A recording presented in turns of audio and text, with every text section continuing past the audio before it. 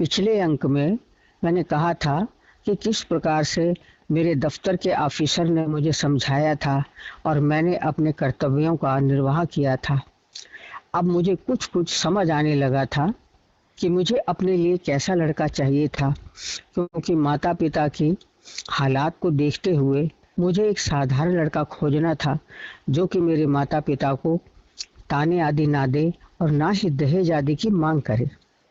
मेरे दफ्तर में ही कई लड़के थे, परंतु सभी उच्च घराने के यानी अमीर थे। मुझे तो मेरे जैसा गरीब लड़का ही चाहिए था। मैं ज्यादा किसी से बातचीत भी नहीं करती थी, इस कारण किसी से कुछ कह भी नहीं पाती थी। एक बार मैं बहुत बीमार हो गई थी। मेरा बुखार 106 डिग्री हो गया था तथा डॉक्टर ने घर पर आकर 15 किलो बर्फ से मुझे मसाज करते रहे और 8 घंटे के बाद मुझे होश आया था। बीमारी की हालत में दफ्तर से भी लोग मेरा हाल चाल पूछने आते थे। उन्हीं में एक लड़का वो भी था जो मेरी साथ वाली सीट पर बैठकर काम करता था, परंतु हम दोनों कभी भी आपस में बातचीत नहीं करते थे। लगभग 8-10 दिनों के बाद मैं ठीक होकर दफ्तर जाने लगी थी। मेरी साथ वाली सीट पर जो लड़का काम करता था, उसके घर से संदेशा आया कि उस लड़के के साथ हम अपने लड़के की शादी करना चाहते हैं। अगर मंजूर हो तो हमें सूचित करें, वे लड़का आकर रोक दे। मेरे माता पिता ने मुझसे पूछा कि लड़का कैसा है, तो मैंने कहा कि लड़का ठीक है। तब मेरे माता पिता ने उस लड़के को रोक दिया और शादी के लिए थोड़ा वक्त मांगा।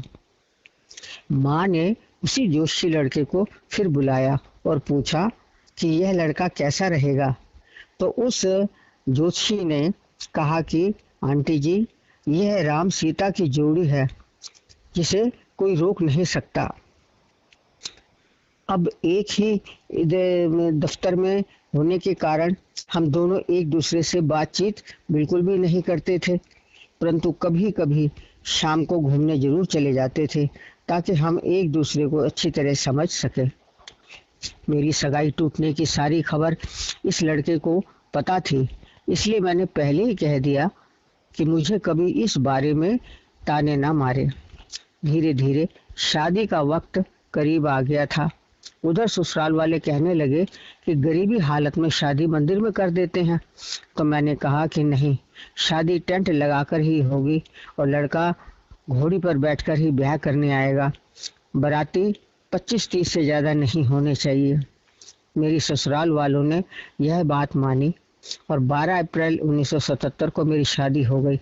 ठीक 1 साल के बाद पहली लड़की भी हो गई और जगह की परेशानी के कारण मैं और पति अलग रहने लगे।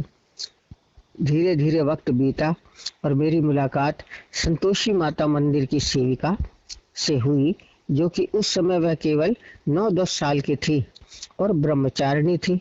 उस समय मैं उनके मंदिर में नहीं जाती थी, केवल आते जाते ही उनसे राम राम होती थी। एक दिन जब मैं वहां से आ रही थी तो उस सेविका ने कहा कि आंटी जी, अब की बार हम आपसे लड्डू खाएंगे। यह सुनकर मैंने उनकी माता जी से पूछा कि ये लड़की क्या कह रही है, तो उनकी माता ने कहा कि मुझे तो पता नहीं ये क्या कह रही है, क्योंकि इन्होंने आज तक किसी को ऐसा कहा नहीं है।